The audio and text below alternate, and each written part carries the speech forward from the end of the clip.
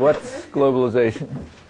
Actually, the best definition of it I know of, if I can remember it, is by a very well-known development economist, Canadian development economist, a guy named Gerald Helleiner, who tried to summarize it in a little ditty which went something like this. Don't hold me to the exact words. He said, "The poor complain, they always do, but that's just idle chatter. Our system brings rewards to all, at least to all who matter." That essentially captures it. Okay, I can go home. And, whenever I say globalization, I mean in quotes. What's called globalization is one specific modality of international integration. There's nothing wrong with international integration. In fact, it's a great thing. It's nice to meet people from other countries and all sorts of other stuff. But there are various forms of possible international integration, and the one that's called globalization is one particular one. Like, it's not the new international economic order that the South was calling for, and it's not the new global system that they're now calling for. It's a different one. This new one, the one that is called global, the official one, the one that Thomas Friedman writes laudatory books about and so on. Among its other properties are that countries have to open up their borders to free imports, so they have to accept imports from highly subsidized U.S., European, and Canadian agribusiness, which of course instantly wipes out domestic production for domestic needs, and that means that poor farmers are stuck. One thing they can do is flee to the cities, which has the nice effect that they create a massive labor force which lowers wages, and it means that U.S.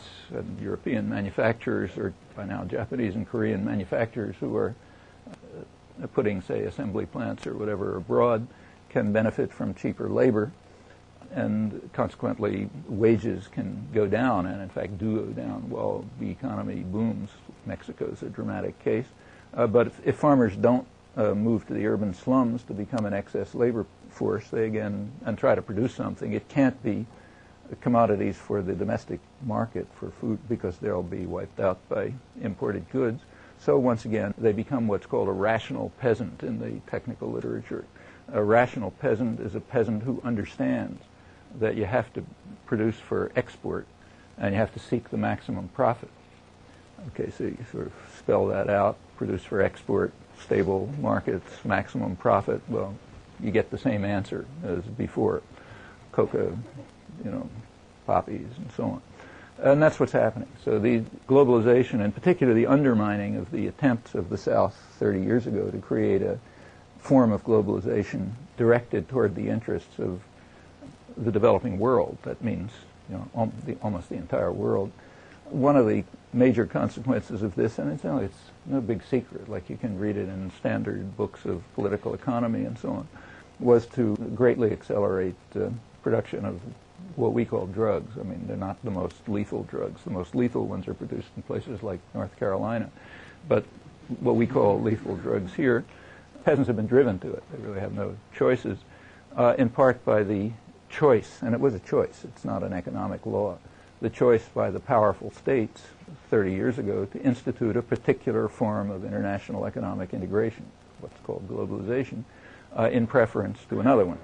One which would have, for example, as one of its properties, and there were many others, things like stabilization of primary commodity prices, and what are called neoliberal programs, like opening up your borders to imports from subsidized agro-export from northern agribusiness. That has the same effect. There's a lot more like this. I mean, a lot of what happens to the rational peasants, incidentally, after they've learned their lessons properly. They kind of like the equivalent of going to Harvard or MIT or Chicago graduate school and getting a degree in economics, so they become rational peasants. Well, once they've learned the lesson, they're rewarded. They're rewarded with helicopter gunships that you and I pay for, with chemical and biological warfare, including new experimental biological techniques that will have who knows what effect, and by what's called here a drug war. That's the reward for having learned the lessons. after having been essentially forced into a particular kind of production by the way globalization works out. That's one of its less discussed features. Going back to the Declaration of the South, the poor are complaining, as they always do.